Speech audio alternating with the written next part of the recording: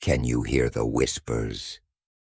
Before we begin this chilling story, please consider liking and subscribing to my channel. Don't forget to click the bell icon and let me know in the comments what you liked about the story.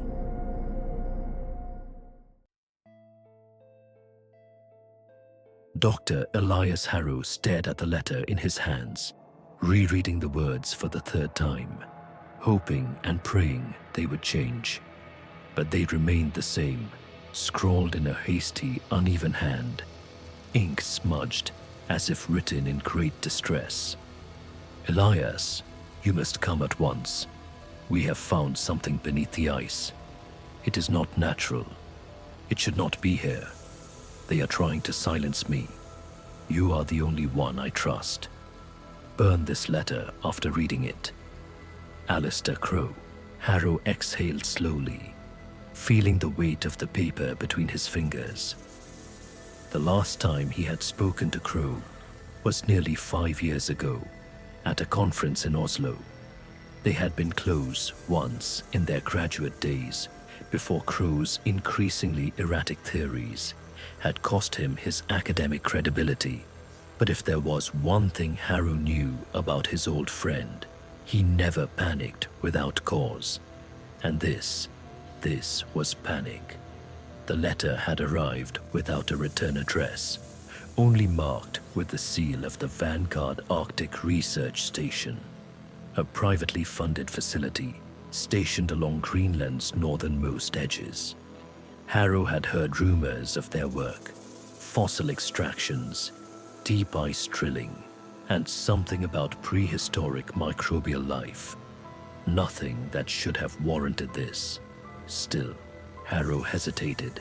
He had long since abandoned the restless adventurism of his youth, content with his quiet university office and meticulously catalogued research. The days of chasing mysteries were behind him. And yet, something about the letter unsettled him in a way he could not define. The phrasing, the urgency, and more than that, the implications of Crowe's words. Something beneath the ice. Harrow folded the letter carefully and placed it in his desk drawer. He would not burn it. Not yet. By nightfall, his bags were packed. The descent from the sky felt endless. Dr. Elias Harrow sat stiffly in the rattling cargo plane, watching as the world outside the frosted window became nothing but a vast, featureless expanse of white. The Arctic was untouched and indifferent beneath him, where no life should exist. The engines droned, a dull mechanical hum, but even that did little to smother the growing sense of isolation. The Vanguard Arctic Research Station was far beyond the reach of civilization. As the plane began its slow descent, Harrow spotted the facility below, a cluster of low, steel-gray structures, half buried in the snow. It looked small, insignificant against the endless ice. Yet, the closer they got, he noticed signs of something off. The landing strip had not been appropriately cleaned, and snowdrifts piled unevenly as if abandoned midway. A lone figure in a heavy coat stood waiting near a battered transport vehicle. But there were no others. No crew, no maintenance staff. The man approached as Harrow stepped off the plane and into the freezing air. He was a tall, wiry figure with sunken eyes and a gaunt face that had seen too many sleepless nights. "Dr. Harrow?" the man asked. His voice was flat, toneless. Harrow nodded. "Yes, and you are?" "Dr. Gabriel Finch. I handle logistics here." He didn't offer a handshake. "We weren't expecting you so soon." Harrow tightened his scarf against the biting wind. "I assume you received my transmission." Finch hesitated. "We did, but Dr. Crowe, he isn't here." The words struck an odd chord. Harrow frowned. "What do you mean?" "His letter." "He's missing," Finch interrupted, his voice quieter now, almost lost beneath the wind. "Went into the tunnels 3 days ago. hasn't come back. A strange creeping sensation uncoiled in Harrow's gut. Tunnels! Finch turned without answering, motioning toward the vehicle. Come inside. It's best if you see for yourself. The research station smelled wrong. Harrow noticed it the moment he stepped inside. A faint but pervasive scent, something metallic and organic beneath the usual sterility of a laboratory. It was not entirely rotting, not reasonably blood, but something worse. The interior was dimly lit, the fluorescent bulbs buzzing faintly. The hallways were lined with metal paneling, but strange dark stains marred the surface here and there, as if something had seeped through the walls. Finch led him past several empty rooms. Too many empty rooms. "Where is everyone?" Harrow asked. Finch exhaled slowly. Most of the team left after Crowe disappeared. Those of us who stayed, well, we didn't have much choice. Something in his tone made Harrow press further. "Why? Did the company force you to stay?" Finch's lips twitched into something that was not a smile. "The company hasn't contacted us in weeks." A silence stretched between them. Then Finch stopped before a door, swiped his access card, and motioned for Harrow to enter. The room was cluttered, with papers scattered across tables, monitors displaying garbled data, and geological samples piled haphazardly in crates. At the center of it all sat a large, reinforced metal hatch on the floor, with thick steel plating, heavy locks, and the unmistakable look of something not meant to be opened. But it had been. The hatch was ajar. A thin blackness yawned beyond it, leading down. Harrow swallowed. "What exactly did you find down there?" Finch's face was pale, the deep shadows beneath his eyes more pronounced in the dim light. "We were drilling," he said, "looking for preserved biological samples, maybe even pre-glacial fossils. But we hit something else." Harrow waited. Finch's voice dropped to barely a whisper. Something that shouldn't be there. The research station creaked around them, the sound oddly distant, as if the walls were straining to listen. Harrow slowly stepped toward the open hatch, peering into the blackness below. A faint sound drifted up from the depths, so soft he nearly didn't hear it. A whisper.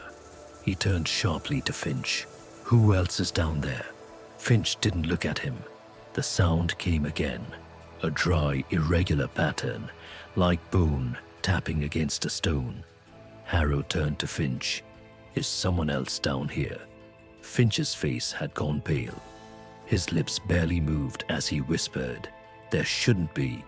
The clicking sound grew softer, fading into the darkness ahead. The tunnel stretched forward, yawning like a throat waiting to swallow them whole. Harrow exhaled, steadying himself. "Show me where you found it," he said. Finch hesitated, then nodded, and together they walked deeper into the abyss. The air grew heavier as they walked, thick with something Harrow could not name. It wasn't just the cold, it was the weight of the space itself, pressing in, making the tunnels feel smaller and the darkness deeper. The only sounds were their footsteps, crunching against the frozen ground, and the faint hum of Finch's battery-powered lantern. Yet, Harrow could not shake the feeling that something else moved with them. The tunnel sloped downward, subtly at first, then more steeply. The walls became smoother, and the unnatural carvings became more pronounced. Strange, curling shapes, repeating spirals, shallow grooves worn deep by something not human. Harrow stopped, running his gloved fingers over the patterns. "What do you think made these?" Finch didn't answer immediately. When he did, his voice was strained. "We stopped asking." Harrow turned to him. "That's not an answer." Finch exhaled sharply. shifting his grip on the lantern. Because we don't know, and we don't want to know. The words sat heavy between them. Then, a soft, almost imperceptible sound rose from the darkness ahead. A whisper. Harrow stiffened. The words were too faint to understand, but they were unmistakably human. A hushed murmur drifting further down the passage. Finch bailed. Harrow turned to him sharply. "Who else is down here?" Finch swallowed. "No one." The whispering continued. It was low and rhythmic. It was not quite speech, but it was close. Something imitating it. Harrow took a cautious step forward. Is it an echo? Some kind of... Then, the voices changed. They were no longer distant, no longer ahead. They were behind them. Harrow turned sharply, raising his lantern. The tunnel stretched behind them, empty, but the whispers were there, right at his ear. Then they were inside his head, a rapid flood of syllables, too fast to follow, too layered to be one voice alone. They spoke no language he knew, yet his mind twisted into understanding. The meaning was fragmented, disjointed, thoughts that were not his own. "You are seen." Harrow stumbled back, nearly dropping his lantern. The whispers snapped away in an instant, leaving only suffocating silence. His pulse thundered in his ears. He turned to Finch, but the man was rigid and stared at him with wide, horrified eyes. "You," Finch's voice cracked. "You heard it." Harrow forced himself to breathe. "What the fuck was that?" Finch did not answer.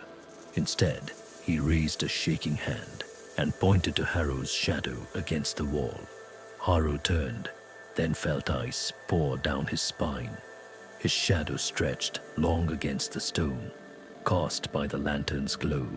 But something was wrong. It did not move when he did. It was standing just behind him. Harrow whirled around. Nothing was there. But for a fraction of a second, just before the lantern flickered, he thought he saw a figure, a blurred outline.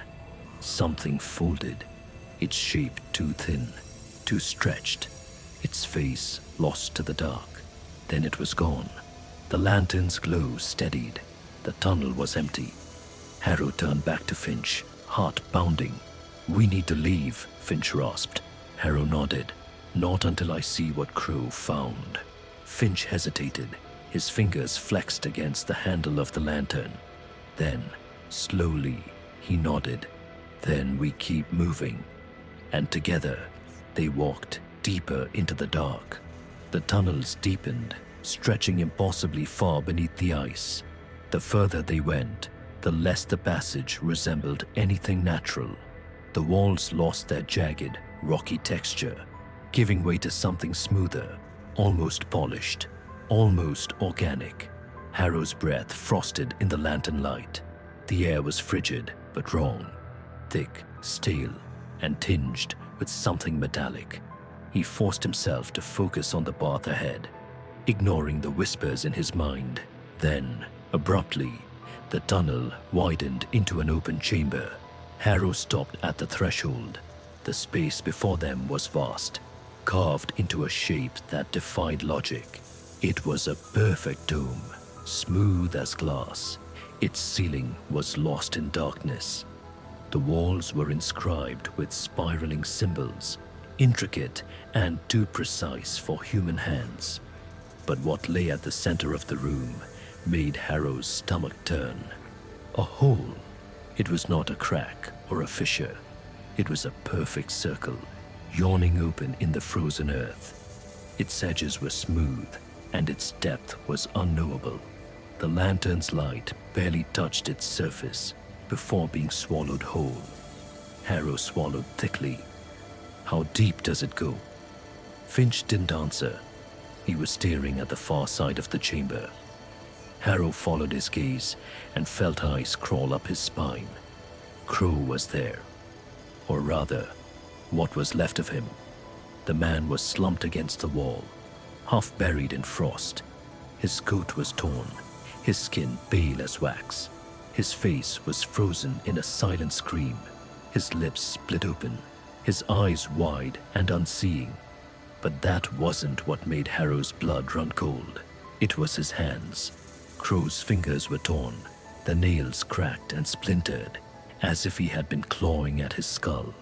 His hands were slick, frozen over with dark, glassy ice, and in his lap lay his notebook, open to a final frantic page. Harrow crouched, his hands shaking as he lifted it. The writing was jagged and manic, words overlapping, some scratched out, some written repeatedly, until the ink bled through the pages. It is not empty. It has never been empty. It sees, it sees, it sees. Do not speak. Do not look. It is inside us.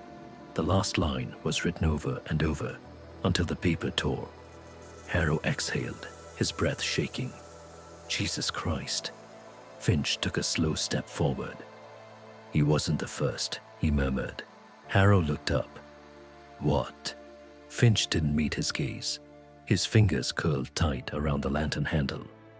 The others who went missing, they all came back like this. Frozen. Hollow.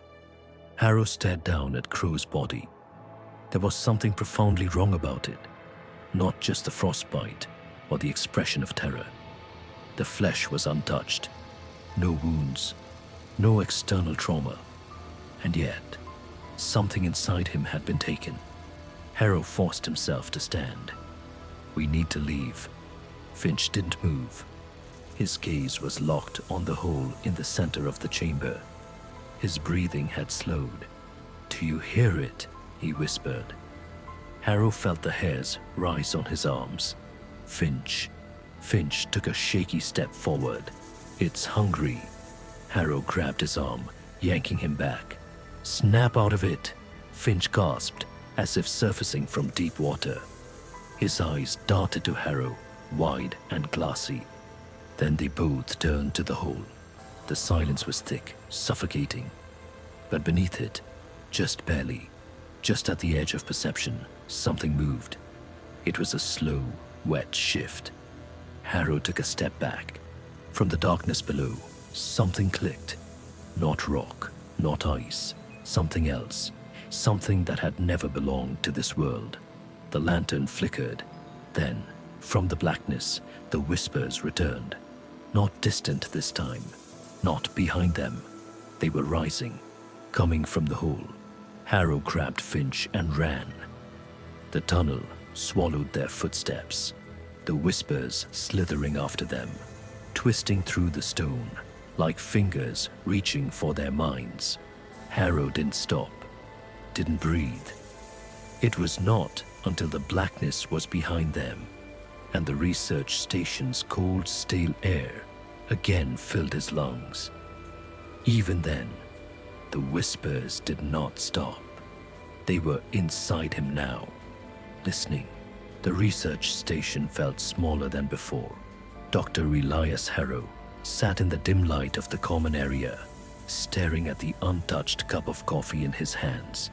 The room was silent, except for the occasional wind groan outside. Finch sat across from him, hollow-eyed, gripping his arms as if trying to hold himself together. Neither of them had spoken much since returning, because there was nothing to say. They had seen it. They had heard it. And no matter how many doors they locked or how far they ran, it was still with them. Harrow could feel it, just beyond his perception, curling at the edges of his thoughts like tendrils of black smoke. The whispers had not stopped. They were quieter now, subtle, threading between his thoughts. Not speech, not quite. A presence. There was pressure behind his eyes, deep in his skull, beneath his very self. He pressed his fingers to his temples, breathing slowly. Control. Keep control. Across from him, Finch shuddered. You hear it too, don't you? Harrow looked up. The other man's face was slick with sweat, his pupils too wide, his fingers twitching in slow, unnatural spasms. Harrow swallowed. What did we bring back? Finch flinched, his breath catching. He squeezed his eyes shut, rocking slightly. It's inside us, he whispered. I feel it, watching, changing things, changing me. Harrow stiffened. He wanted to tell Finch he was wrong. The horror was still in the abyss, sealed beneath the ice. But he knew better. Something had touched them, and it had not let go. Harrow forced himself to move. He left Finch in the common area, walking the dim hallways of the station, each step heavier than the last. The place felt off. Nothing had changed physically, but something about the walls, the doors, and space felt unfamiliar. The angles were slightly wrong, the hallways a fraction too long, as if the building had shifted in their absence. He stopped outside his quarters. The door was ajar. His breath caught. He had locked it. He was sure of it. Slowly, he pushed it open, and then he saw. The walls were covered in scratches, deep, erratic grooves carved into the metal with something sharp. Dozens of them, hundreds. They twisted in patterns that made his skin crawl. Spirals, jagged symbols, shapes that meant nothing but still filled his stomach with dread. Harrow stepped forward, his breath shallow. Something had been written at the center of the wall, not in ink, not in blood. Something darker, something that shimmered when the light hit it just right. A single phrase, repeated over and over. Look inside. Harrow's fingers clenched into fists. His head throbbed. Then, just behind him, a whisper. He turned sharply. The doorway was empty. The hallway beyond was silent. He felt something standing there, watching, but there was nothing. Nothing he could see. Harrow backed away, his pulse hammering. His reflection stared at him from the small mirror above his desk. For a moment, just a flicker. It did not move with him. He grabbed the mirror and smashed it against the floor. Finch was worse the following day. Harrow found him in his quarters, curled into the corner, his hands pressed against his skull. The whispering was louder now, not just inside their heads, in the walls, in the station itself. Harrow crouched beside him. We need to get out of here. Finch's breath hitched, his fingers trembled. It won't let us. Harrow gritted his teeth. It's just... He stopped himself. It wasn't just anything. It was real. Finch's gaze snapped to him. His pupils were huge and unfocused. I think I understand now, he rasped. I think I see it. Harrow felt something coil deep in his gut. Finch's breath came in short, shallow bursts. He pressed his fingers to his temple, his expression twisting. They're changing us, Elias. His voice cracked. They were never outside. They've always been inside. Harrow felt ice crawl up his spine. Control. Keep control. Finch shuddered. Do you know what it feels like? To not be alone in your mind? Harrow's stomach twisted. Yes. He knew exactly what that felt like. The whispers had not stopped. They would never stop. And somewhere, in his mind, something was listening back. Harrow could no longer trust his thoughts. The station had become a maze. Or had it always been? The corridors stretched wrongly, and doors appeared in places they hadn't been before. He would walk one way, only to find himself back where he started, as if the space had curled in on him. Finch had stopped speaking entirely. He sat in the common area, staring at the floor, his fingers twitching. Harrow could hear him murmuring under his breath, but the words were not his own. Harrow gritted his teeth, pressing his palms against his temples. Control. He needed control. He needed to get out. But where would he go? The last time he tried to radio for extraction, all he got was silence or worse. Something breathing on the other end of the line. They were alone. Number, not alone. Never alone. The whispers coiled around his thoughts, threading through the cracks in his sanity, like roots breaking stone.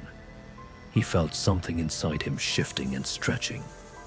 His reflection no longer moved the way it should. Sometimes his limbs felt too long, as if something were testing the limits of his form. And the worst part, it no longer felt foreign. It felt like him. Harrow stopped sleeping. There was no night in the Arctic this time of year, only an endless cold twilight. But time had lost meaning in the station. The clocks ticked wrongly, sometimes skipping forward in erratic jumps, other times slowing to an agonizing crawl. The lights flickered at irregular intervals, the power stuttering without explanation. And sometimes Harrow would turn a corner and see himself, just for a second, standing at the far end of the hallway, facing away, not moving, not breathing, just waiting. The first time it happened, he dismissed it as exhaustion. The second time, he locked himself in his quarters, but the scratches on the walls had multiplied. The third time, he heard it speak. His voice calls to him from somewhere deep in the station. Elias, software, almost curious. He did not go to it. Finch was gone. Harrow woke to an empty common area, as if waking meant nothing anymore. The chair where Finch had been sitting was still warm. His boots were still there. One toppled over, but Finch was gone. Harrow searched the station, dread curling in his stomach. The door to the hatch was open. His pulse hammered. No, no, no. He grabbed a lantern and stepped inside. The tunnel was the same as before, stretching endlessly downward, the air thick and dead. But as he reached the bottom of the ladder, something changed. A sound, wet, dripping. He turned the corner and saw himself, standing at the edge of the pit, back turned. Harrow's breath caught in his throat. The figure was still, motionless. Its arms hung limply at its sides. Then, slowly, painfully slow, it began to turn. Harrow saw the side of its face, and his mind fractured. It was him, but it wasn't. Its head twisted too far. Its skin stretched thin, and its eyes were black hollows that dripped something thick and dark. It smiled, not with lips, but with everything.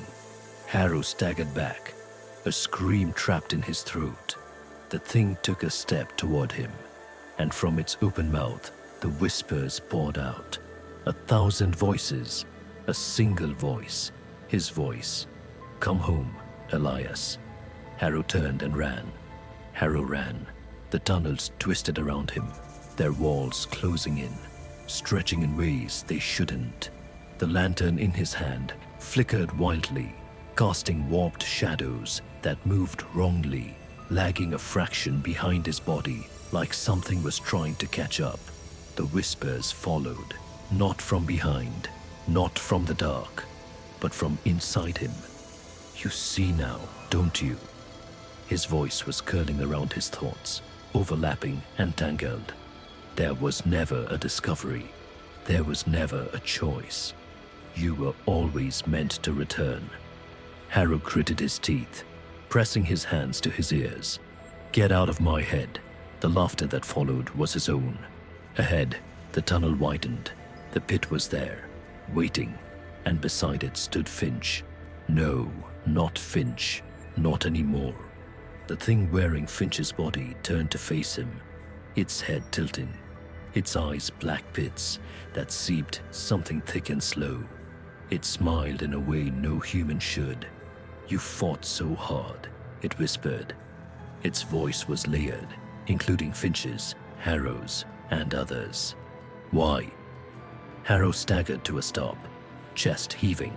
His mind thrashed against the thing inside him. The thing that had always been there, waiting for the walls to thin. Finch, or what was left of him, slowly stepped forward. "You were never alone, Elias," it murmured. Another step. "You are not running from us." Another step. "You are running from yourself." The whispers swelled. Harrow's vision blurred. His limbs felt wrong. His fingers were too long, his breath too loud, and his pulse was not his own. His reflection had stopped matching him weeks ago. Had it been weeks? Had he ever left the pit at all? The thought burrowed into his mind like a splinter, something deep inside him, something older, stretched, unfolded, remembered. Harrow let out a ragged breath. His body trembled, not in fear, in recognition. The whispers coiled around him, pulling him forward. The abyss murmured. It did not call him. It only welcomed him home. Harrow took the final step forward, and the darkness swallowed him whole. The end, or perhaps the beginning.